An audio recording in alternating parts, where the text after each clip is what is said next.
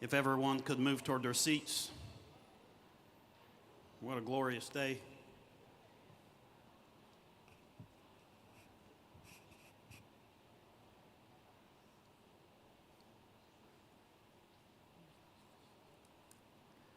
I walked to the podium and somebody, I don't know if it's purposeful or a joke, but somebody left me the gavel. I'm no longer in that role. Ba-boom, boom. Good morning, good morning, good morning. And welcome to the Boys and Girls Club here at the Lumbee Tribe of North Carolina. Welcome on behalf of the Lumbee Tribe Holdings, Inc. Board of Directors to the annual shareholders meeting.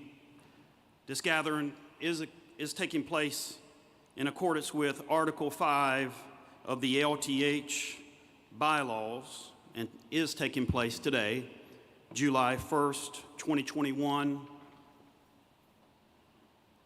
at 10:02 a.m. here in Pembroke, North Carolina. If you'll go to slide 2. I want to recognize several people that may be in attendance, may be joining us online. This is being live streamed and it's being recorded for others to view at a later time. Those include, whether here or not, Tribal Chairman John Lowry, Tribal Speaker Ricky Burnett, the entire Tribal Council. If the Tribal Council would stand, please. Any Tribal Council members here? Thank you very much for attending today.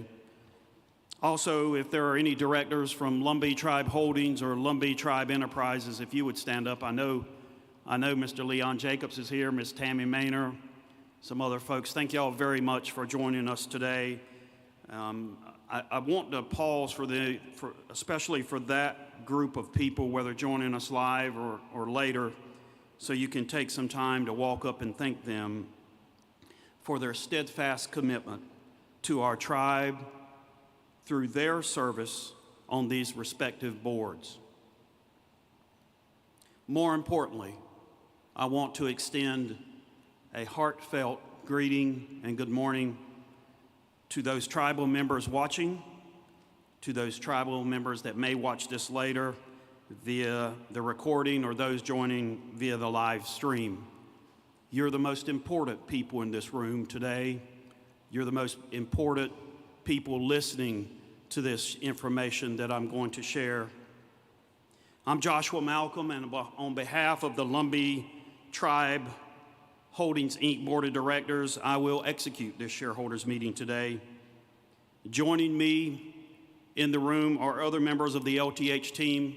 There's folks sitting back at the table, all spiffied up. Some folks sitting out in the crowd. If you guys would wave your hands. These are folks that work in the Lumbee Tribe Holdings family of companies.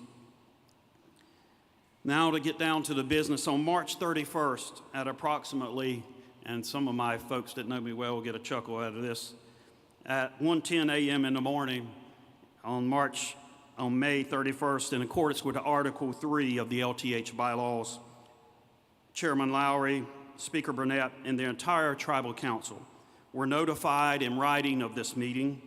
The notification included the date, time, place. It included a description of the shareholder, sole shareholder, which is the Lumbee Tribe of North Carolina. A description of the number of shares that the single entity shareholder owns, which is 100. And after this initial notice to the shareholders' representatives, which comprise of 22 individuals, that's 21 council members and 1 chairman, repeated announcements have been distributed to them via email that have gone directly to the chairman and to the council and to the general tribal membership via the tribe's social media outlets, social media page, informing the tribal membership of the same information described previously, which is the tribe's customary means of communication with tribal members.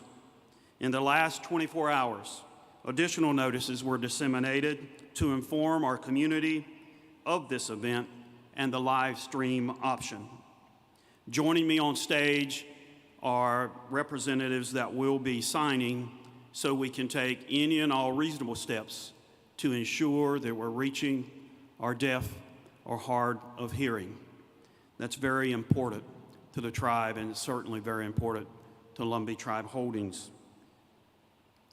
As the representatives of the shareholders, the tribal chairman and the council were asked to submit questions to me, if they had any, so I could incorporate those questions and answers as I presented the information today. In addition, and new, as you may have been informed when you entered the space today, attendees can fill out a card at the table located at the entrance door.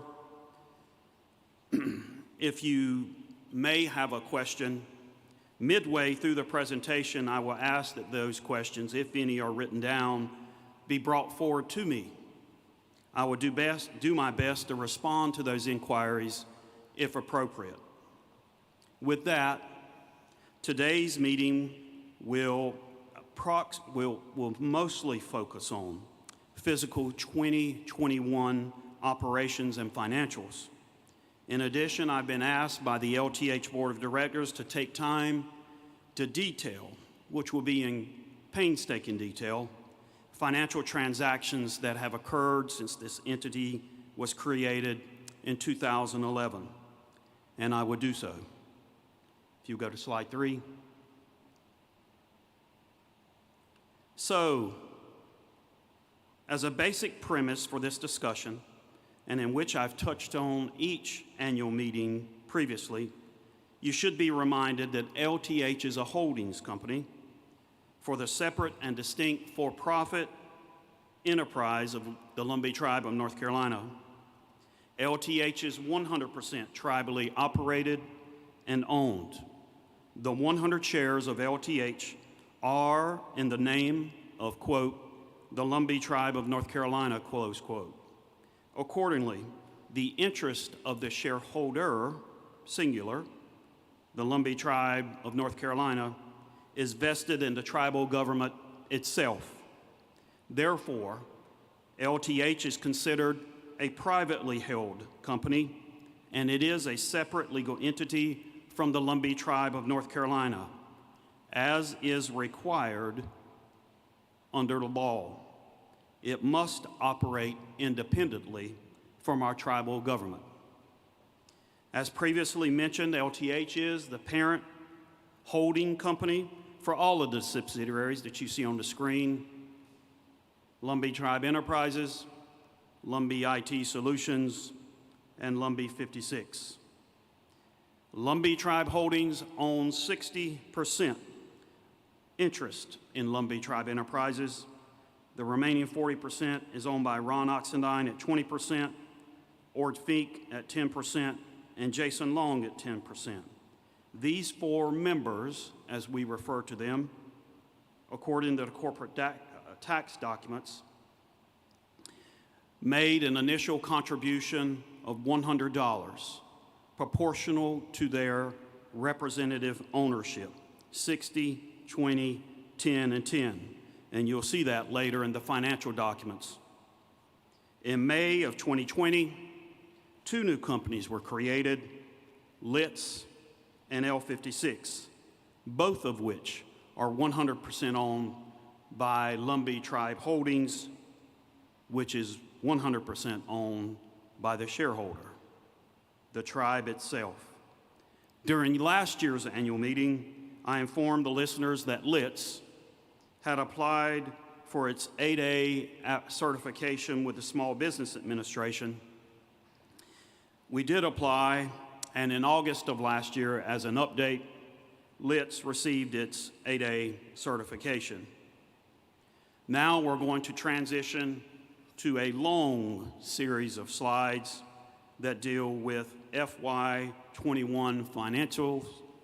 And to be clear, LTH does not operate on the same fiscal year as the Lumbee Tribe. The Lumbee Tribe operates on the federal fiscal year. The fiscal year for LTH and all the subsidiaries is the calendar year. After we go over the 2021 finances, We will do a detailed review of all financial information, transactions since this entity was first created in 2011. If you would go to the next slide.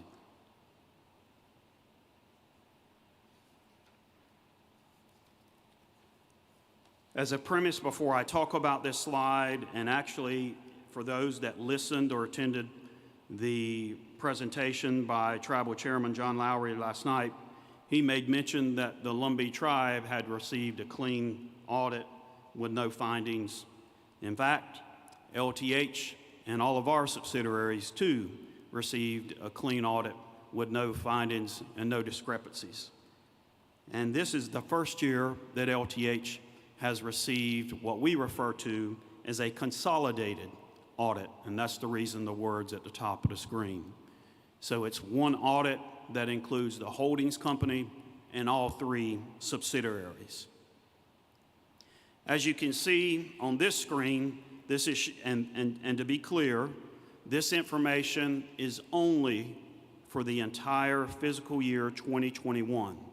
This information has been previously submitted to, and I've done an oral presentation to, the Economic Development Committee of the Tribal Council on the same exact information. The only distinction between the information that was shared with them in writing previously and my oral representations to them is now these are audited numbers. So there may be some slight variation as to the dollar amounts. And what you're seeing on this screen is the entire revenue for the entire enterprise. And at the bottom of that screen, you should be able to see the net income. Next screen, next slide, please. So literally, not the $1 million question, the couple of $1 million question, where do the revenues go? So in the next couple of slides, and to be clear, I'm going to focus on 2021. Next slide. So these slides, you can see you can see how the money is broken up between the different entities, between the shareholder, between the members. Next slide. And as this slide progression continues, you can see each slide. If you would, Caleb, if you'd bring me in this last third row, there should be a brown folder with a color printout.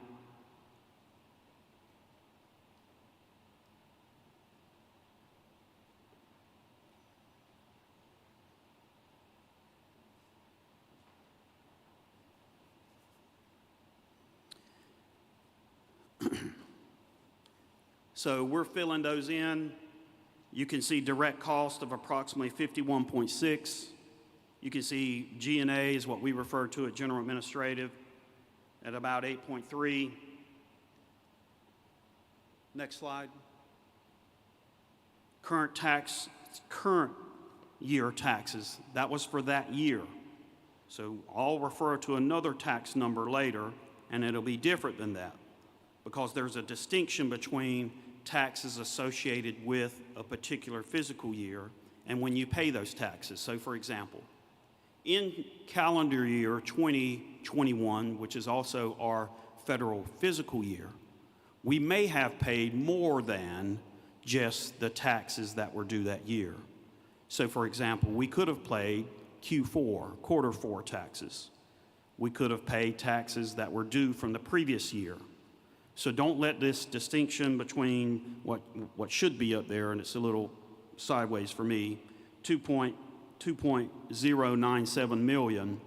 Later we'll see another number that shows approximately 2.6 million.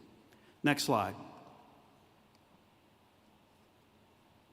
So the net income was round numbers, $12.6 million. We're still talking about 2021. So the natural question becomes, what happened to that? Joshua, LTH, what happened to the net income? Next slide. That's what happened to it. So you can see we slid over that 12.567 million number, and we broke it down.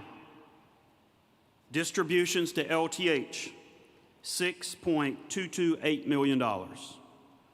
Distributions to the, you're seeing a new term now, the minority members. That refers to the three members that own 20, 10, and 10. They received distributions of $4.152 million. And then there's an undistributed income of $2.187 million. Why do you have undistributed income? Because it takes money to run a business. In our case, businesses, operational cost, and to keep the lights on. And so people get paid on, 7 days till our folks down the street get paid. They're going to get paid on the 8th. So that's an example of why we would have undistributed income, and so we can continue operating the company. Next page. This breaks it down even more. So the only distinction between this slide and the baby slide on the previous screen is it breaks it down and shows this 3 slices of pie for the three minority owners. Everything else is the same that was on the previous slide. And I'm going to go a little slow for a couple of reasons. One, I promised my good friends that are signing today I was going to give them adequate time to ensure that they could do their best to communicate with the folks that are watching this and are trying to keep up. And two, because there's a lot of financial information on these slides. Next slide. So this is taking us back to the Consolidated Audit document. It's been fully audited, and to be clear for those that may not know, when you operate an 8A, like now we have 2 8As, our audits are required to be submitted to the Small Business Administration, and that was, and it was submitted on time. Because of our revenue now, we have to submit our audits within 120 days of the closeout of our fiscal year, and we submitted that on time. I make a point of that because you should know, the tribal members should know, there's independent eyes looking at all our financial information. It's not an audit that returns to us and gets stuck in the drawer. Our audit reports go to our 2 boards. And I want to pause for 1 second while folks are looking at that, and I want to make a couple of things clear. Unlike other tribal for-profit enterprises, perhaps I won't mention the tribes by name, but we're set up just a slight bit different. LTE has a board of directors. There are 6 voting members. If you've watched the annual meeting the last 2 years, Matt Davenport came up to me yesterday, the day before, and he goes, "Are you going to go 1 hour and 58 minutes without stopping?" And I don't plan to. So part of the reason I went 1 hour and 58 minutes for the last 2 years is because we explained all of this in painstaking detail, the creation, why it was set up the way it was, what's happened, what changes have occurred since it was set up, where there were issues or difficulties that needed to be resolved to ensure compliance with federal requirements. But we have at LTE a 6-member board. That 6-member board, to be crystal clear, so there's no ambiguity, the LTH Board of Directors has the sole authority to hire, fire, recruit, run away, kiss, hug the president, or now, as we refer to the person, as the manager. The tribal chairman individually does not direct the hiring of the person chosen to lead LTE. It is a manager-managed limited liability company formed under North Carolina corporate law, and they have the fiduciary responsibility. Not only do they have the fiduciary responsibility, because you saw on an earlier slide, I call it the umbrella slide, where LTH is at the top and the 3 subsidiaries are below. If you look closely, you might have saw a term you've not, maybe, perhaps are not familiar with. And that term that you may not be familiar with is entity eligible. Entity eligible is a new term for a lot of companies. In the past, they had become accustomed to talking about the level of clearance that company had. Entity eligible is the term that describes a company that has a classified clearance. So LTE has an FCL, facility clearance. LITS has an FCL, a facility clearance. What does that have to do with the LTE Board of Directors? In accordance with federal law and all the fancy federal regulations, that entity must be controlled by the manager, not by the chairman, not by the tribal administrator individually. That entity must be controlled by the manager of that entity. And that 6-member board of directors at LTE has the full authority to run LTE as they collectively deem appropriate. As for LITS and L56, when the corporate structure was established for those companies, it was purposeful that boards were not created for LITS and L56. The board that has similar authority to the LTE Board of Directors is the LTH Board of Directors. So last year, when LITS had to submit its 8A certification documentation, it was the 4 members of the LTH Board of Directors that had to certify certain information that had to be vetted by SBA, because that board, the LTH board, is who I work for. I don't work for the chairman. I don't work for the chair of the LTE board. I work for the 4-member Lumbee Tribe Holdings, Inc. Board of Directors. And then I have the authority to oversee all the business transactions related to LTH, LITS, and L56, because LTH owns LITS and L56 100%. That seems to have been and continues to be, for some folks, a source of confusion. The LTH board does not tell the LTE board what to do. Why? Because I just mentioned a few minutes ago, because LTE has an FCL in accordance with federal law, and because they are a classified, have an FCL that's approved by the Defense Counterintelligence and Security Agency, we must certify to them at the beginning when the FCL was received, and on an annual basis, we have to disclose to them who's in control of the entity eligible business. And each entity eligible business has to have what is referred to as a SMO, a senior management official.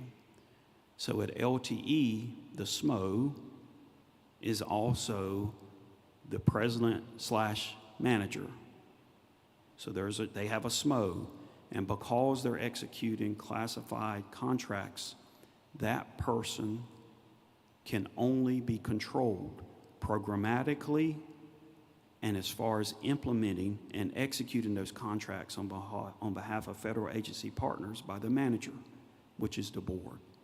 So that's, I'm a lawyer. It's clear in my mind, but I go over that each year because I think the more times we talk about it, the more times it may help our tribal members understand it. This is it's a very complicated subject. Getting back to this consolidated balance sheet, this shows you, to be clear, all the numbers as of December 31st, 2021. For the entire, don't get, when I say the word enterprise, I don't mean LTE. I refer to it as the tribal enterprise, the big enterprise, the umbrella.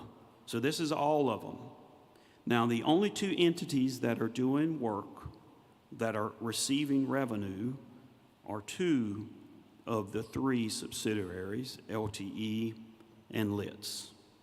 So this is all of those combined, and you can see the total assets. Obviously, I don't have to read this to you, 21.76. You can see the liabilities, and then you can see the net assets. And then if you will go to so one thing that may be confusing, if you look at the bottom where it says retained earnings and members' equity, right above that you see the common stock. So this is where I'm boomeranging around into my earlier comments where I said 60, 20, 10, and 10, the initial $100. So you can see this is the common stock. The retained earnings and members' equity and the non-controlling interest. Next slide. This is what that really means. So on the page earlier, we called it non-controlling interest. Non-controlling interest really means the minority owners, because we don't control the minority owners. They're three individuals. I mean, they can make independent decisions as it relates to who they are and what they do. What they cannot do, to be crystal clear, the minority members cannot control LTE, and the LTE board will not allow them to control a tribally owned 8A. Why? Because in accordance with the federal rules and federal law, a tribal 8A must be controlled by the tribe itself. The tribe exercises its control over LTE through the 6-member board, who are appointed through 3 different pathways. 2 of those are appointed by the chairman, 2 of those are appointed by the council, and then those 4 and the rest of the board choose 2 to join them. And LTE was set up in a manner where those board members, voting members, served 15-year terms. So the tribe, Lumbee Tribe of North Carolina, to comply with federal law, the 8A requirement for a tribal 8A to be controlled by tribe, that control happens through those 6. As it relates to LITS and L56, that control happens through who? The 4-member LTH board, who is made up of 4 individuals who fill those positions in what I refer to as an ex officio capacity. That means because they serve in another status, because they serve as the chairman, because they serve most recently, the newest member of that board is Mr. Ricky Harris, because Ms. Pam serves as the treasurer of the council, because Ricky Burnett serves as the speaker. So the tribe exercises control over the cleared subsidiary LITS, because it's in the 8A program, through that 4-member board. These are the net assets as of December 31st, 2021.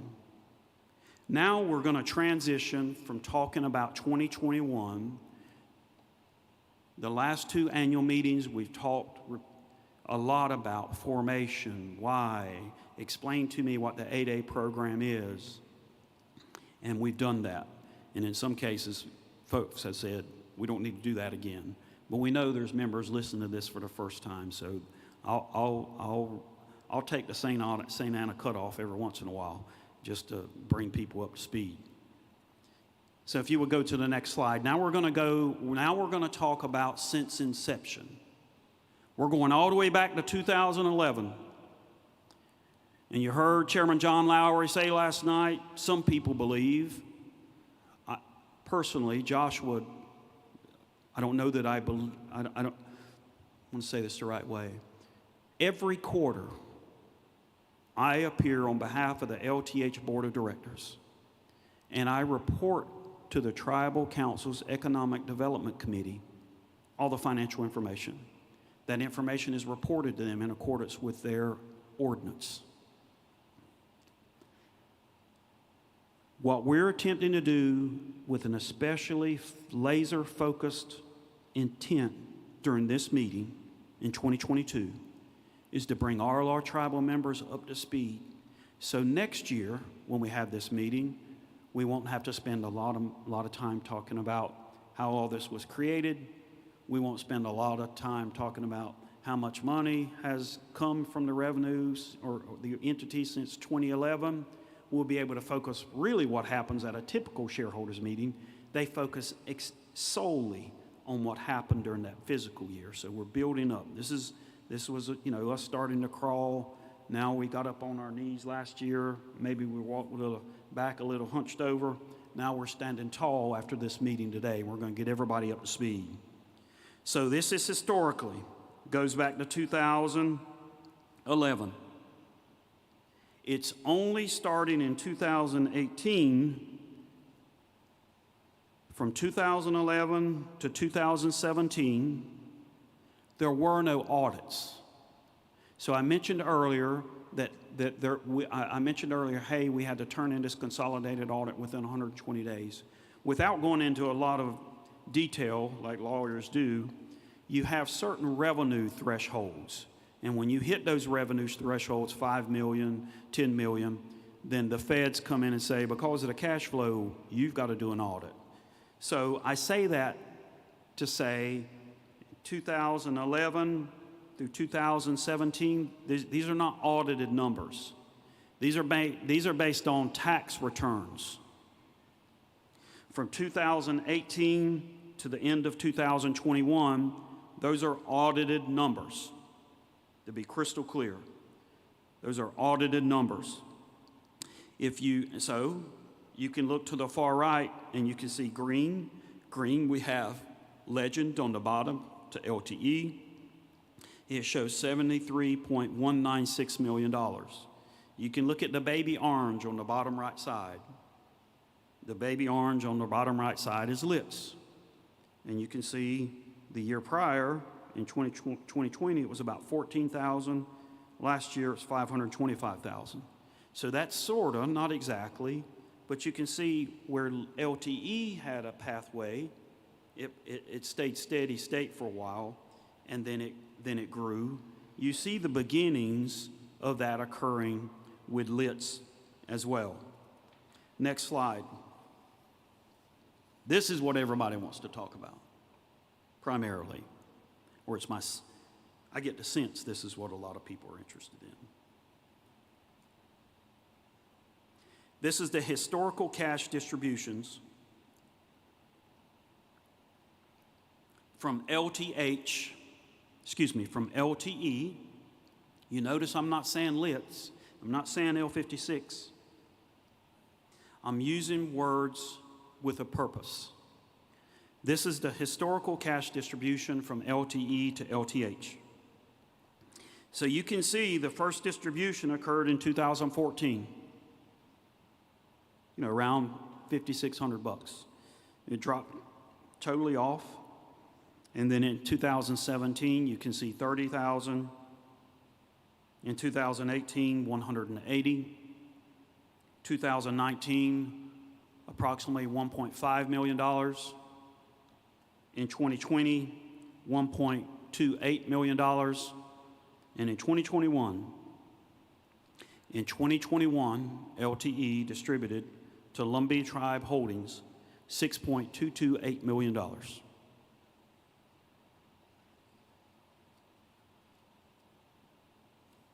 Next slide.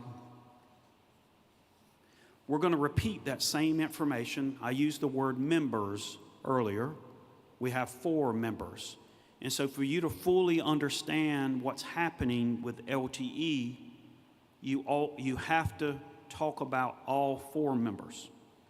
And so this pretty much mimics, and I don't mean mimics as far as dollar amount. It mimics as far as percentage.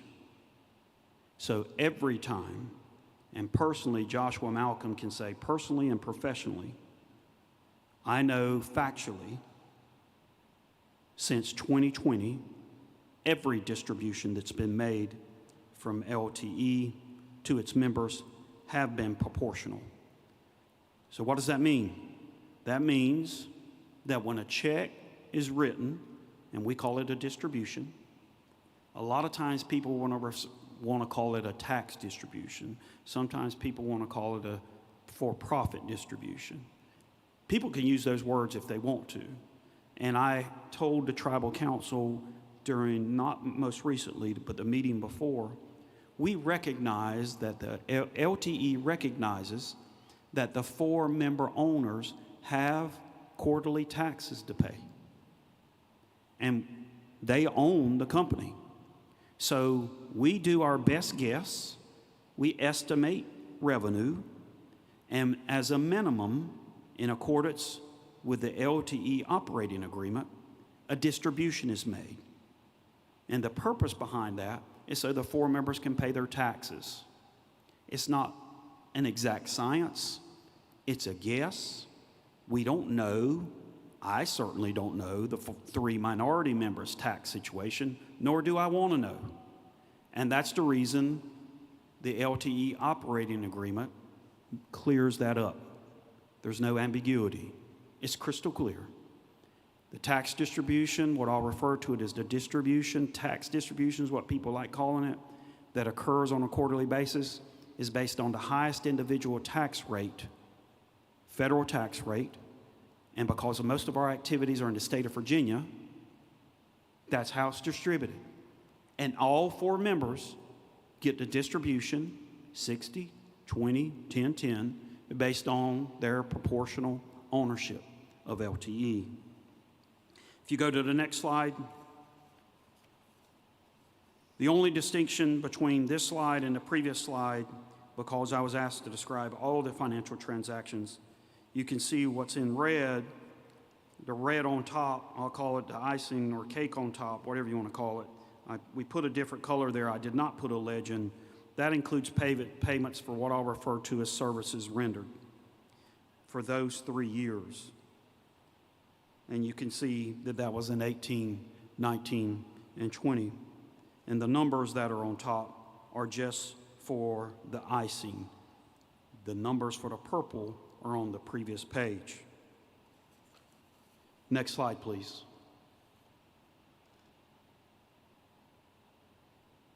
I really can't tell. Does that say Skip Fink at the top? So Mr. Fink is one of the 10% owners.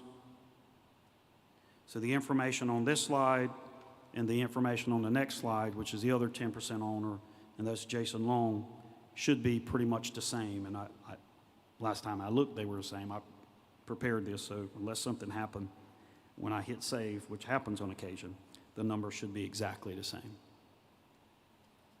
So let me review that again. Chairman John Lowry is in the process of complying with his requirements in accordance with the Lumbee Tribe of North Carolina's Constitution. And it's my understanding, from the best of my recollection, that on or about July 1 of each year, the tribal chairman prepares and submits a budget to the tribal council. And then the tribal council and the tribal administration, the chairman, do what those 2 branches of government do for our tribe and in Raleigh and in Washington, D.C. I mean, it's happening in Raleigh right now. Isn't that interesting? What's happening in Raleigh is happening here in the Lumbee tribe. I think that's fascinating. LTH has nothing to do with any of that. LTH exists for one reason and one reason only, is to seek business opportunities and related opportunities for-profit endeavors. LTH does not, the board, there are no meeting minutes where the LTH, certainly not since I've been involved, where the LTH board sits around and talks about, we're going to go to Renner and build a basketball court. They don't do the political part. We're going to build the folks down in Roland need a swimming pool. That's not part of their objective. Their laser objective is to focus on business opportunities to the best of their ability, and I'm there to assist them as well as other professionals. And it's important to understand that, to be, in all due candor with you, and it's, our people, it's our community. We get requests, LTH gets requests all the time to participate in unbelievably heartfelt activities happening in this community. I mean, whether it's an activity associated with the university, whether it's an activity associated with the veterans group, whether it's an activity associated with our local schools and those kids that need the nourishment of educated, skilled educators. The LTH board and they asked my opinion and my recommendation. It's not that we're ignoring those needs, but those types of decisions for the money that we made are made more appropriately by who? The elected representatives of the tribal members. And that happens to be those 21 folks that sit around a table and the one person that sits down the hallway, the tribal chairman. We don't get involved in philanthropy type activities. The LTH board, certainly since I've been involved with them, stays laser focused on business opportunities. I just went through all the cash distributions to all 4 members that own LTE.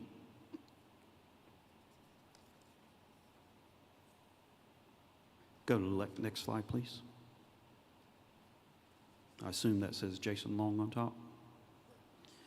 So, okay, that's a big sum of money. What did LTH do with it? Where's the money? Show me the money. Go to the next slide. I want you to look at that slide. Just take that in for a minute. And while you're looking at that slide, I'm just going to mention a few names. Chickasaw Nation, Cherokee Industries, Ho-Chunk, Seneca. Those are a few Dene, our Navajo friends. Those are entities that I have personally met, had the opportunity in some cases to have conversations where they've talked to me about certain business opportunities. And it's been vice versa. Catawba. When they do this, the equivalent of this, they don't have a big fat red line like that all the way on the right. Let me say that again. When federally recognized tribes that have formed their entities under Article 17 of the Indian Reorganization Act have their meetings like this, and if you go online, which you can go online and see other tribal entities. You can see the equivalent of their consolidated audit. They share that information with their tribal members too, like we do now. They don't have a big fat red line all the way on the right where they send millions of dollars to the federal government or to the state government. So that big line on the right is money that LTE sends to the federal government and sends primarily to the state of Virginia, because that's where most of our activities occur. And you can see what those have been in 18, 19, and 20. And this is one of those times, I said earlier, you saw a number that said tax, and you saw a number that said 2 million. This number says what? 2.67. And that's because of the distinction that I talked to you about earlier. Is sometimes we pay our taxes not in the same fiscal years. Nothing inappropriate. There's nothing untoward happening. I didn't make a mistake in preparing this slides, plural. That's purposeful. So, as the guy that has been given the opportunity and that's absolutely honored to have been given the opportunity and the trust of running the tribe's for-profit arm, when Chairman Lowry and the tribal council and other tribal members talk about federal recognition, we know a lot of times what people talk about. They talk about Indian Health Services. They talk about our young people having access to the Bureau of Indian Affairs scholarship opportunities. They talk about all these other things. You know something they rarely talk about? Just imagine if we had $2.6, $2.7 million back in our pocket. Chairman John Lowry's announcements last night and his proposed budget and the tribal council's arm wrestling that they're going to go through, we all know they're going to do it because they're a political arm. That's what's supposed to happen. They would have really had an extra, effort to deal with an additional $2.679 million, and that should make you, and I'm speaking personally, should make you angry, in my opinion. We'll go to the next slide. So Joshua, you've talked to me about how much taxes you paid. I saw that big $6 million a couple of slides ago. You said you sent 2.67 primarily to the state of Virginia, other states too, and to the federal government. So how much went to the people? We don't send money. LTH doesn't send money to the people. That's also a distinction between us. There are some other tribal entities where tribal members have a fractional share ownership, and they do the equivalent of dividends. That's not the way this is set up, because the entity ownership that I talked about and described earlier. So when LTH makes a distribution and they have the inherent sole, legal, fiduciary right and responsibility to do that.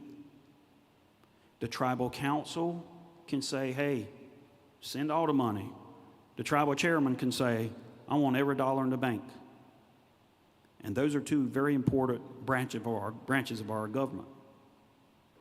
But neither one of those individual branches has the authority to tell and direct LTH how to spend its money. And that's because we have an LTH board. And we have those 4 people sitting down. And a natural question should be, why an even number? Most boards have. The tribal council has how many board members? How many tribal council members? 21. They have an odd number. Sometimes that one vote counts, right?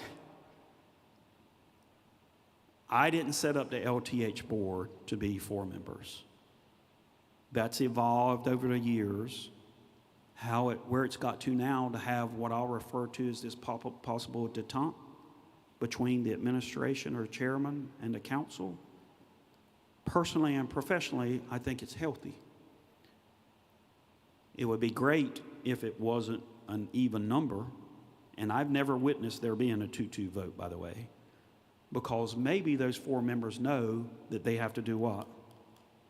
Compromise for the best interest of the LTH, which is the best interest of who?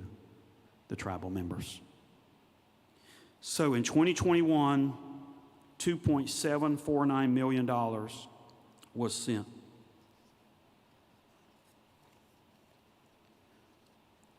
Now we're going to go back in time. Next slide. Tell me all the money. I want to know where every dollar, since the beginning, Joshua. Tell me. Tell me where it's gone. Tell me where it's sitting. This is it, folks. I want to leave that up there for a minute. You folks listening online, I'll read through the numbers. Cash received by LTH since inception. $4.053791. $4,053,791 has gone to tax payments. The tribe has received $3,620,367. Cash in the bank. LTH has to have cash. Joshua, you told me LTE needed cash to run the operations. Somebody might say, why does LTH need money? There's just one guy up there. Isn't that you? You're not out there executing contracts, are you, Joshua, on behalf of LTH? No. But what are we trying to do? We're trying to establish 2 new what? I see Mr. Eddings in the crowd. Mr. Eddings and some of the other former tribal council members. I remember when the tribal council passed a resolution a couple years ago. They didn't pass an ordinance. I think it's smart that they didn't pass an ordinance. Because in my opinion, professional opinion, the tribal council shouldn't be directing LTH to do anything. They need to operate independently for a whole bunch of reasons, including legally, so there's not control. So the tribal council a couple years ago passed a resolution and said we would encourage LTH to act quickly in establishing new business enterprises. And what did LTH do in response to that? They started 2 new companies, Lumbee IT Solutions and Lumbee 56. That's why cash is needed in the bank.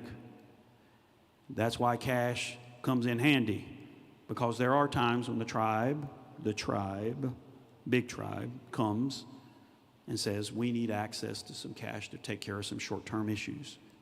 And again, say this, the LTH board is 100% legally authorized, empowered to spend the funds in its possessions as long as those go for the benefit of the tribe itself. Each year, when an ADA goes through its annual review, and I'll speak specifically for LTE, we must disclose how much money has been forwarded to the tribe. Not only do we disclose that, we describe how those funds are used. So if we send $100 and 40 of it is used for tribal council stipends, we put it on the piece of paper. I call Sharon Bell and I say, just to let you know, you're getting ready to get something in writing, and you know me, if I'm sending in writing, it's because what? We want to make sure there's no confusion. So she sends a report back to me. And in the past, I've certified those, and in the past, other leaders of LTE has certified those, but we have to certify those. So I talked to you about we send an audit to SBA. We send them our audit. They get it. They're the first ones. When I got this one on April 29th, I think it was a Friday night or a Thursday night, literally at 9:30, because it came to me because I'm the president and CEO of LTH. That evening, it was being put in the system called Certify on behalf of LITS and LTE. Along with that, during the annual review, we have to certify to the federal government how those funds were spent by the tribe. So the reason I started this thought process is because we need to make sure everybody's clear. What's in the best interest of the tribe and to achieve tribal objectives? The tribe could decide that it wants to take $100,000 of the money that's forwarded and use that money to build a playground for our tribal members at what is now, and it has been since I was a boy, the beautiful Culture Center. And that supports tribal activities, and it supports our tribal members. If the tribe, big tribe, wants to use some of those funds to pay for tribal council stipends, that's allowable. That's not illegal.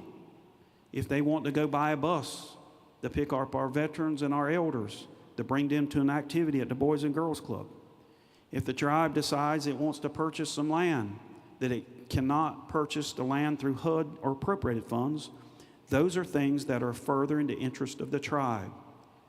But to be clear, the LTH Board of Directors, nor Joshua Malcolm, who's currently serving as the President and CEO, makes those decisions. We send the money to the tribe, and the tribe goes through its process to spend those funds. You will see a distribution on this slide to LITS and L56. And that's because about a year and a half ago, that same tribal council I talked to you about, that they created this ordinance, reporting ordinance. They received some funds from LTH that they didn't need. They said to themselves, they heard my plea, or they heard my explanation of how creating a business, there's a lot of businessmen in this room and women. We all know it takes money. And what did the tribal council say? Josh, you told us about that story where LTE was started with $101 bills. Well, guess what the tribal council said? We want to send 56,600. The tribal council said, we want to be the initial, for all practical purposes, the initial contributors to the success of these new companies.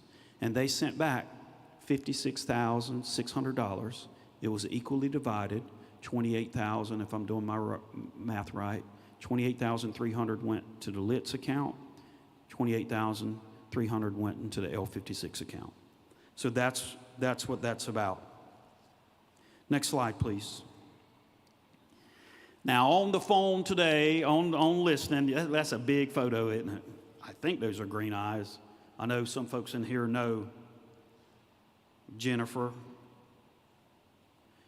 Walsh. Jennifer Walsh, a little bit about her.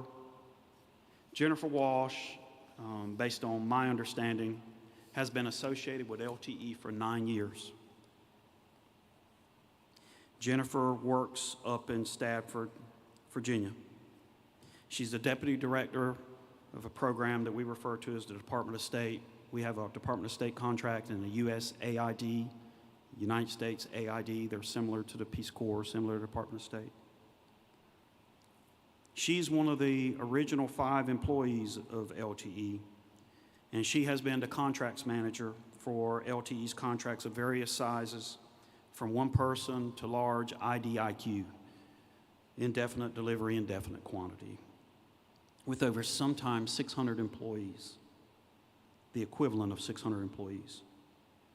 Jennifer has 20 plus years of experience in government contracting, and she currently supports the State Department's ATA, Anti-Terrorism Assistance Contract, that LTE has a $200 million IDIQ.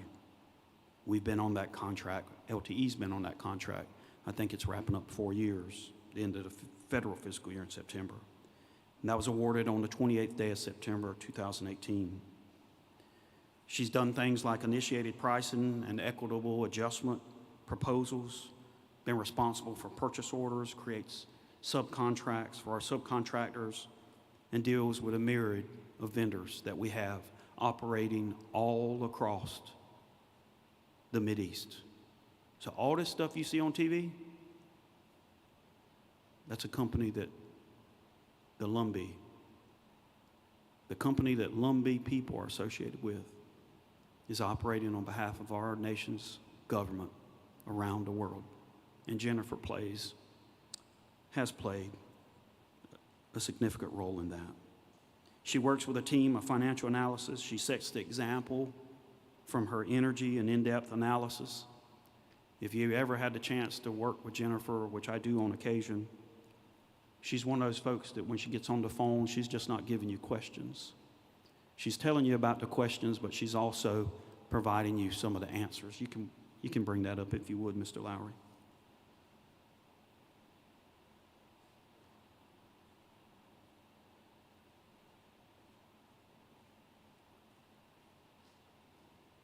So Jennifer supports the LTE team and our team as a whole, even outside of State Department work. She's laser focused on State Department work.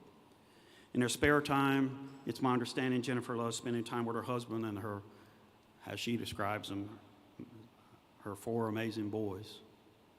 She enjoys basketball, baseball, hockey games, and a little shoe shopping. That's Jennifer Walsh. She's worked for LTE all those years. Jennifer is an example of the type of employees that LTE has had the good fortune of hiring and retaining. Jennifer is an example herself, the folks in her sphere of influence in her day-to-day conduct. Jennifer is an example of what we wanted to share with our tribal membership and our shareholders representative of the kind of folks that we have on our team. And we're thankful that Jennifer has decided to stick with us, and we look forward to her staying with us even longer. And I hope her and her family are listening to this now, or certainly looking at it later. Next slide.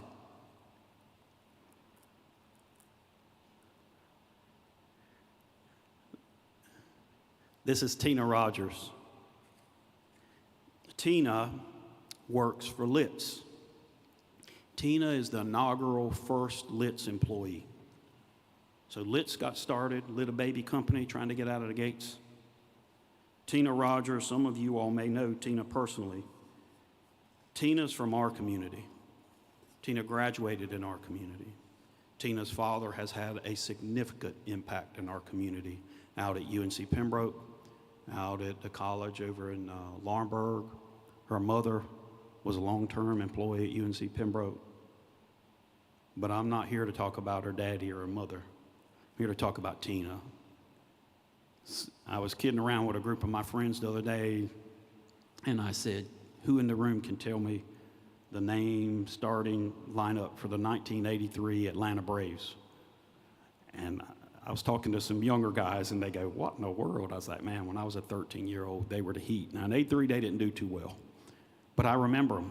Chris Chambliss, Bob Horner, Dale Murphy, Roy Royster. Roy Royster in the 80s was Mr. Utility. You could put Roy Royster anywhere, and he would get it done. That's an example of Tina.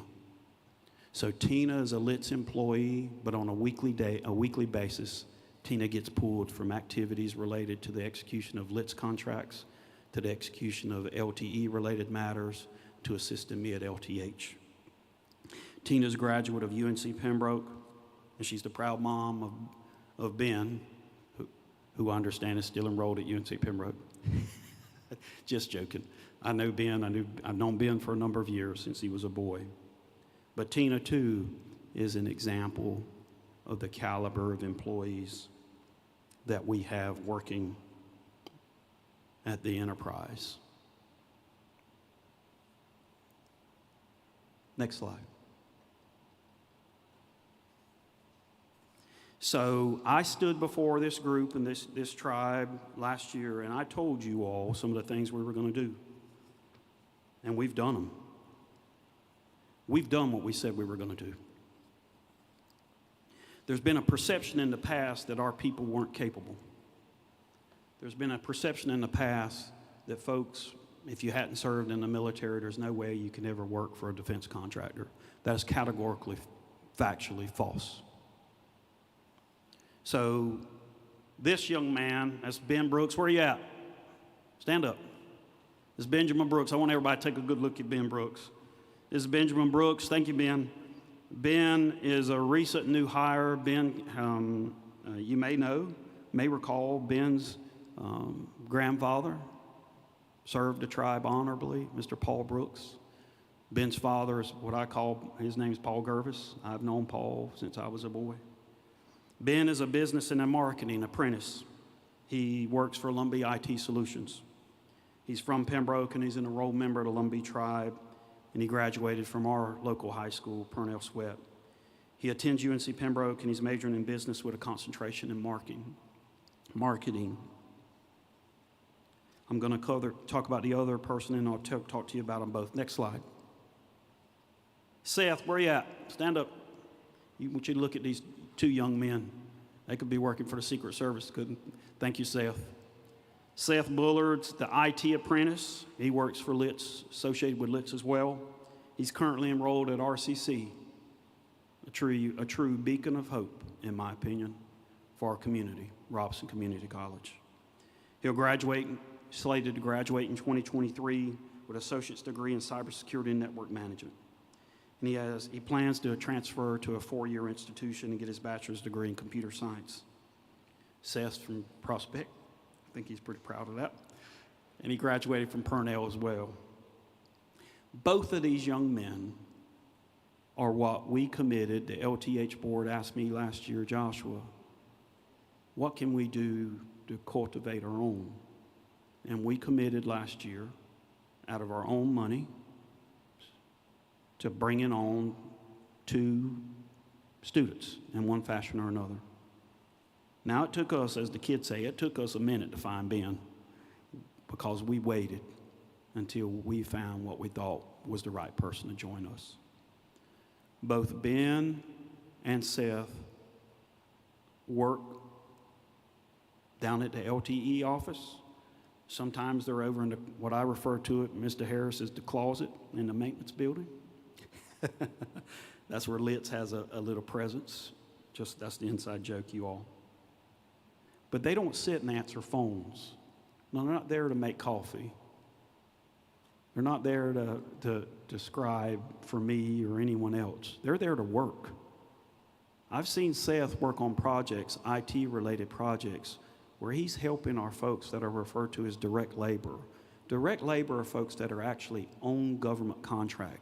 They may be at McTissa, all the way in California, working on a Marine military installation. They may be overseas in the Mideast in a country that's not too friendly, where Seth's trying to assist them with their IT connectivity so they can communicate and make sure we're up to speed on what's happening as we carry out our responsibilities.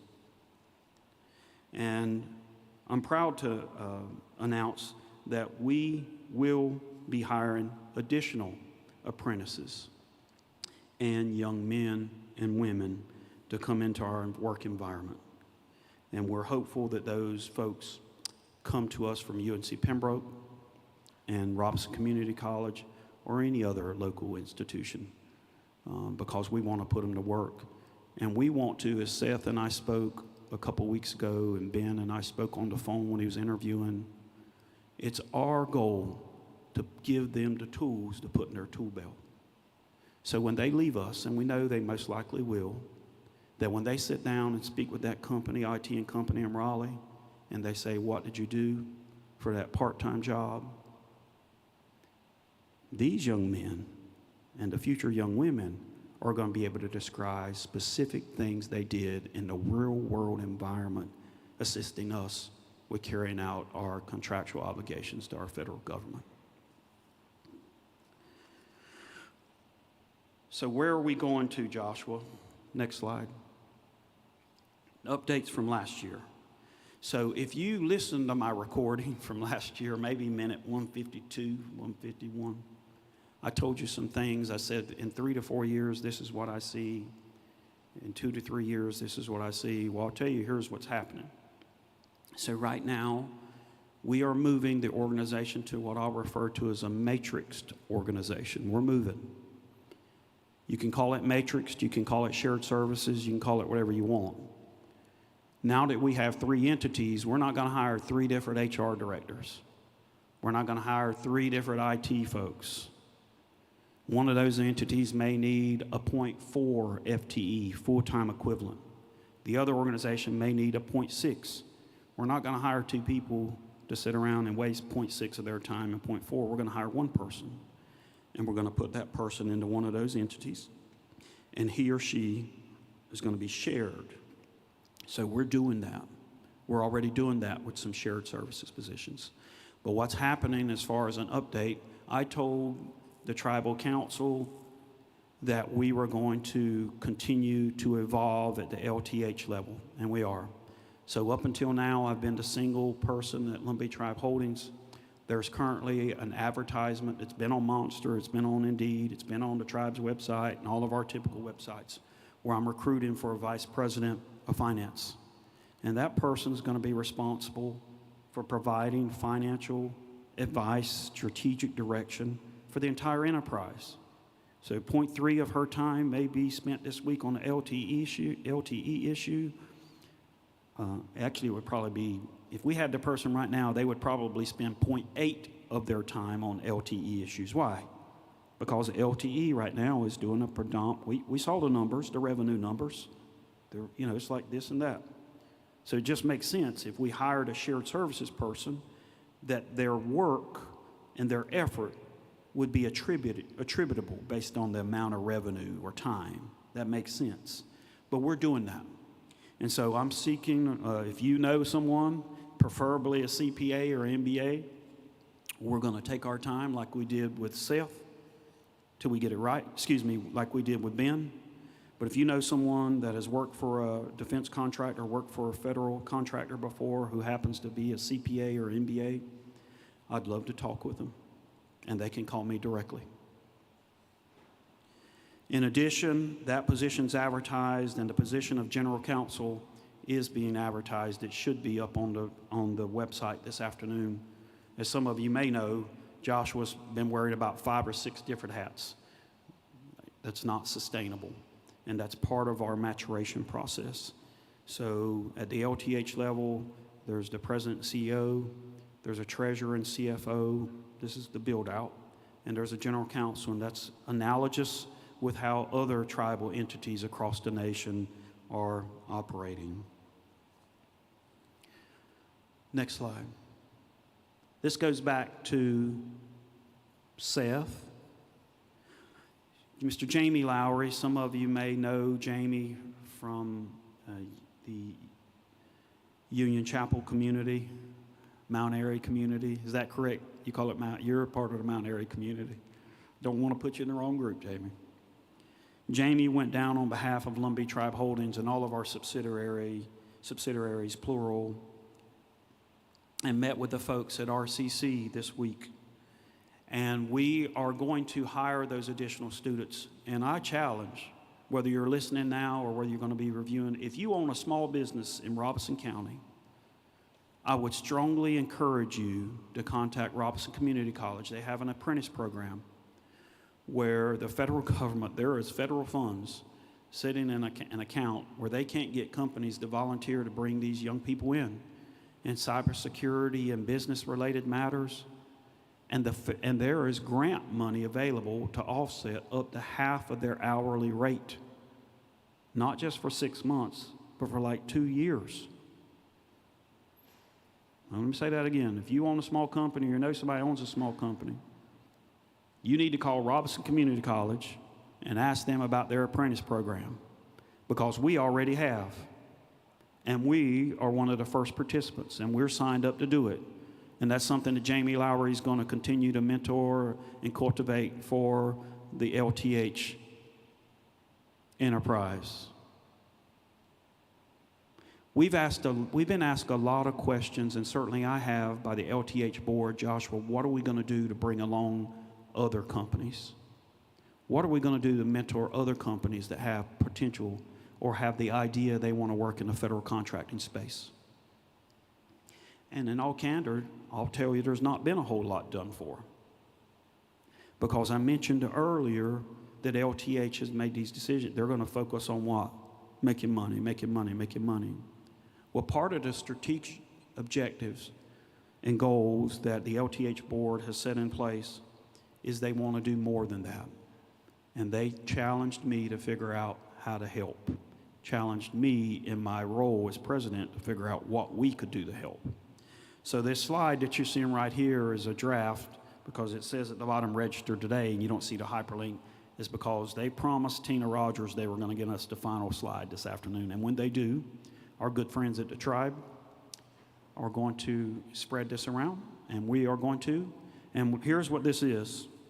On Monday, July 18th, we are partnering, Lumbee Tribe Holdings, we are partnering with the PTAC, which includes the National Center for American Indian, PTAC, which hosts the RES every year that some of you may be familiar with. We're partnering with the Thomas Entrepreneur Center. We're partnering with the North Carolina Small Business Technology and Development Center. The host is two-week event, and what role are we playing? We're the host, and we're paying the bills. So on Monday, July 18th, we're going to have 2 events, because we know people work. So one event's going to be at 11:30, the other event's going to be at 5:30 p.m. And the purpose for the initial day is for small companies to come in and hear what this program's about. And once they come in on that morning session or the evening session and talk to the professionals there, then the professional from PTAC will stay in town for 2 weeks. And we've secured her space at a facility that everybody's familiar with, downtown Pembroke. I feel pretty good about the fact that I've helped negotiate the purchase of that on behalf of the foundation. Years ago, Chancellor Kyle Carter had the vision to start that for our community. And now you can see today what it is at the incubator. So for a 2-week time period, small businesses are going to be able to come in and meet one-on-one with Crystal Pierce from the PTAC, so she can further talk to those small businesses about potential steps for them to move forward, whether it's a business plan or whether it's dealing, normally the phone calls I get are dealing with finance-related matters.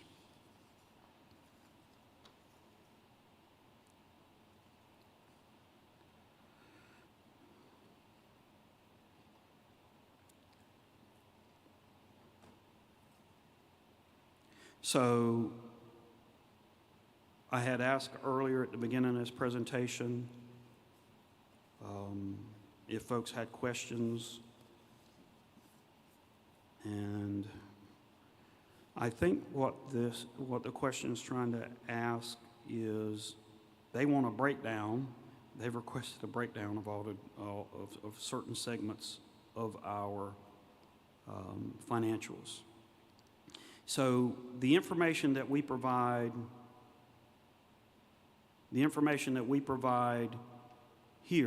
provided here came directly from the audit, the Consolidated Audit. The information that I provide on a quarterly basis to the Lumbee Tribe Economic Development Committee is in direct response to an ordinance that the Lumbee Tribe government passed. I do not speak on behalf of the Lumbee Tribe government or the Tribal Council. This is just what I know.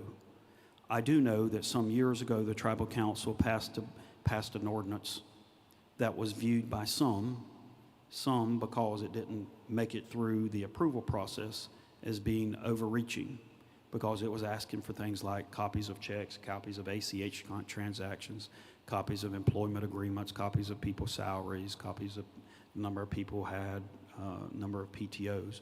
None of that information do we share. We're not a public agent. We're not a public entity in that regard. But the information that we do provide to the Economic Development Committee, which mirrors the information here, comes directly from the Tribal Council's ordinance, and we'll continue providing that information. I want to thank everybody for attending today. If you just give me 1 second to make sure I didn't miss anything, and I promised Mr. Davenport, I told you I wasn't going to go 1 hour and 58 minutes.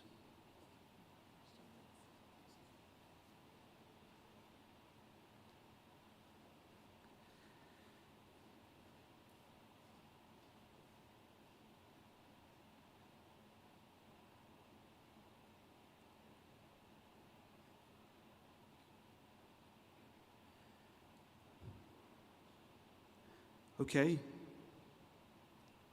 So it seems like this person, actually some of the things I was getting ready to speak with, seems like there's some interest. Can you tell us about the future? Can you tell me about what's happening? So we primarily focused on 2021. I did the historical look back. I'll talk to you about some things that have happened just so you can understand where things are moving. So LTE is what I refer to. When I was in Charleston recently, when I was in Wilmington 2 weeks ago, when I was in D.C. twice in the last 2 months, when I sat down and had the opportunity to speak to contracting officers, I describe LTE as the thoroughbred because it's been out of the gates and it's been racing and it's been doing well. You enter into the 8A program. COVID has created an extension. I think most 8As, depending on your entry date, are now going to 10 years, but I think statutorily it's 9 years. You get on a 9-year track. And during that track, the whole idea is that you grow to the point that you can become independent, and your ability to access those set-asides or sole source contracts eventually wanes. And along the way, you have to take steps. So the first couple years, I'm just speaking in general terms, the first couple years, you have unlimited access for set-asides or sole source contracts, and I'm using general terms. And then the federal government expects you to step it up, and they'll say, hey, LTE, we see where you did $50 million in revenue. Well, of that $50 million in revenue, we expect for 25% of it to be non-sole source. And that was the golden rule up until about 18 or 20 months ago. It was a hard, fast rule. And it was a hard, fast rule to the point that LTE, the generic term, that people refer to it as benched. Nobody, the technocrats will say he used the wrong word. People understand what benched means. So if you don't meet those benchmarks, is what I'll refer to them, Then the federal government comes to you and says, we don't think you're working hard enough to get non-sole source contracts. We expect you to get non-sole source contracts. We're glad that you've been in the 8A business. We're glad that you got those sole source contracts, but prove to us that you're working to diversify. So at one point, when the federal government asked LTE that, they didn't have to ask a whole lot because they get our financials. We're constantly providing information to SBA.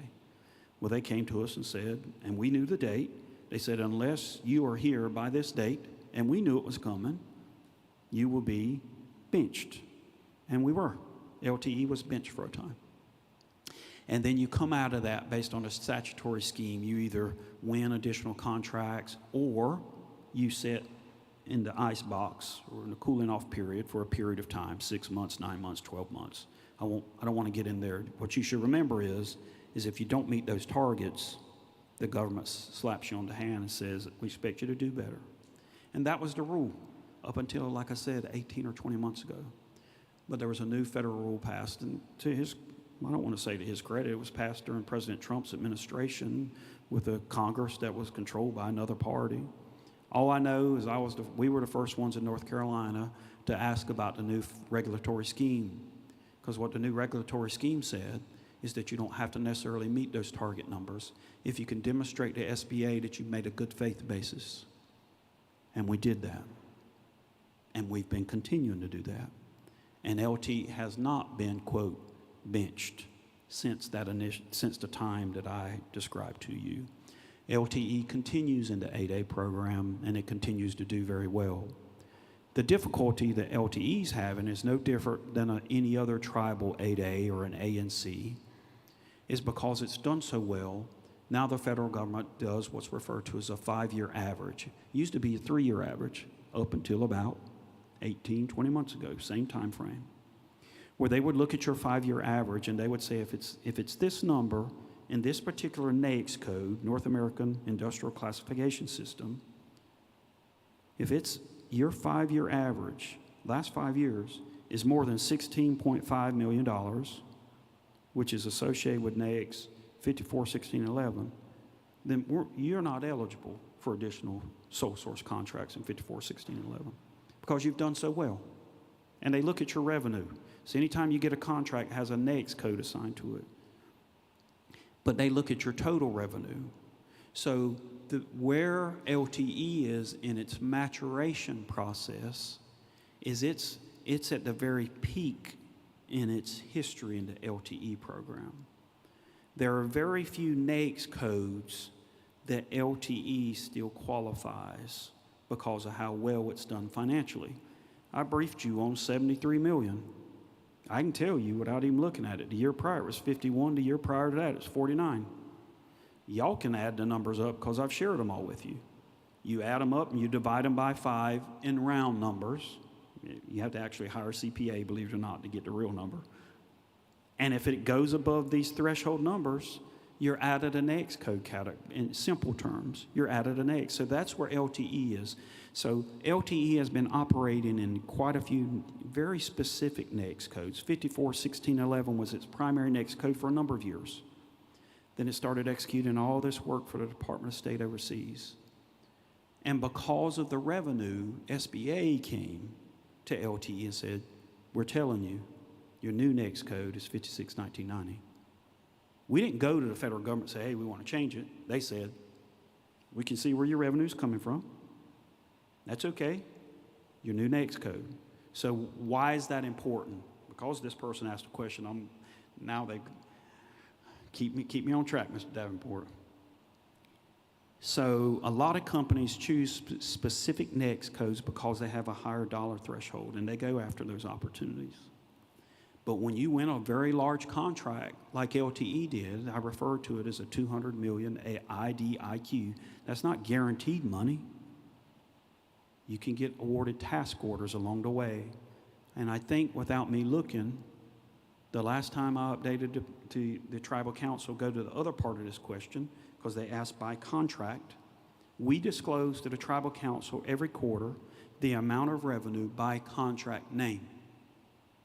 And we disclose to them the amount of money that LTE has won or been awarded on that contract by fiscal year.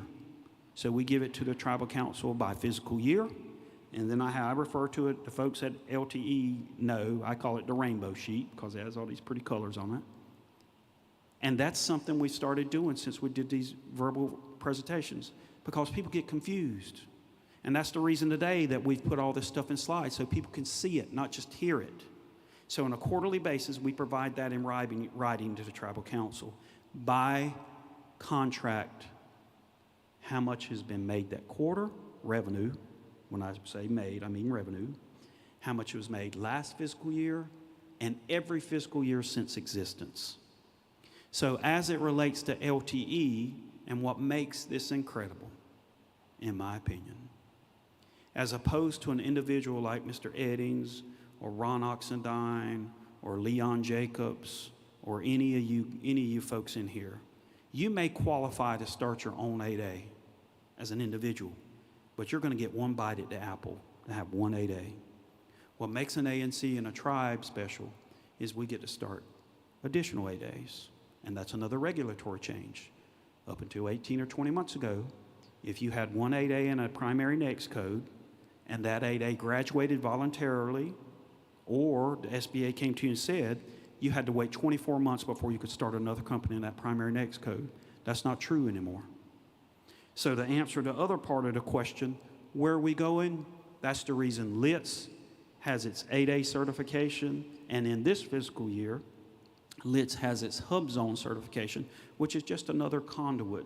It's almost like having 8A certification, but it's a different group. And I will tell you, when I met with Interior recently, when I met with Energy recently, they can't meet their federal numbers, 3%. They can't meet them. Fort Bragg fails every year, based on what I've seen. They never meet their hub zone numbers. And that's the reason we've created LITS.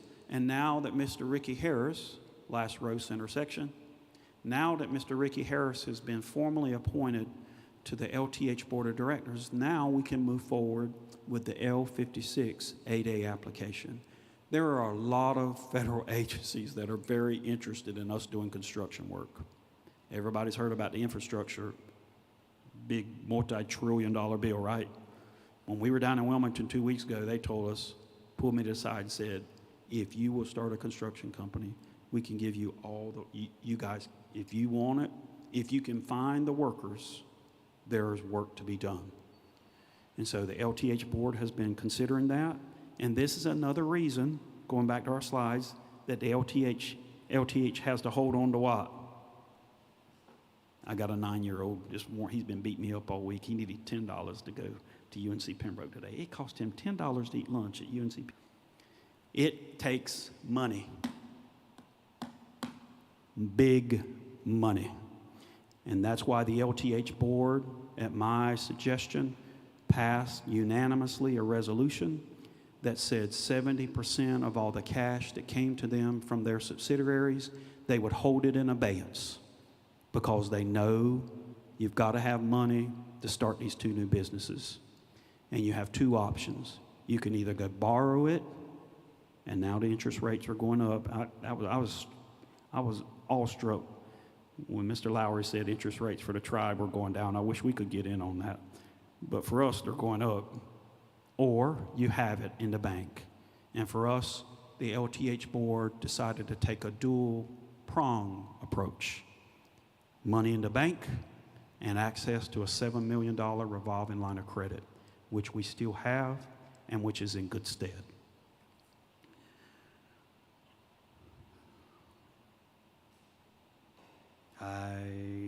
That's about the best I can get to on this question. If you'll go to the next slide. I think that says thank you. On behalf of the LTH Board of Directors, which I represent in this capacity, thank you for participating and attending today. We are hopeful that the information that we shared has been helpful to you and better informing you. And if you would please tell your friends and your neighbors about access to this video. Mr. Davenport, this video will be at the same location as the tribal chairman's address, I assume. Is that correct, Matt? And so we're hopeful that people will take time to look at this video. We are cognizant today, and I know because I've got the emails and the texts, we have federal agency friends around the country that are very interested about what Lumbee doing in this domain. And so for them, I want to say, and a special thanks, thank you for listening about the good work that we are doing, but it's not me. It's not Caleb. It's not Jamie. It's not the guys that big paid, the big bucks. It's the people like Jennifer Walsh. It's the people like Tina Rogers. It's the people like these two young men that they are the ones that have made this company successful. And as I said to you earlier, we're doing everything we can to find additional opportunities. I'll say this, Litz is actively pursuing. That's why if you follow my LinkedIn, you'll see me in DC and Charleston and Wilmington. We're actively pursuing, and we have proposals that are pending for Litz being a prime on multiple opportunities. But LTE is doing the same thing. So although LTE's options may be somewhat different than they were a couple years ago because of that 5-year average, LTE has its own special category. For example, it's on what we refer to as Seaport. So LTE is not folding up. LTE is not going away. LTE is doing good work. The only difference now is it's got two little brothers that we want LTE to grab their hand and help them walk across the street so we can all go to the Milton Hunt Park this Saturday and enjoy each other's company. Thank y'all for today, and let me, two things. There's food. Is there food? Miss Tammy? There's food available. And if I could, if everybody would please stand up. Mr. Gary Strickland. Mr. Gary, would you mind blessing the food to the extent that you can with that? You got your daddy's voice.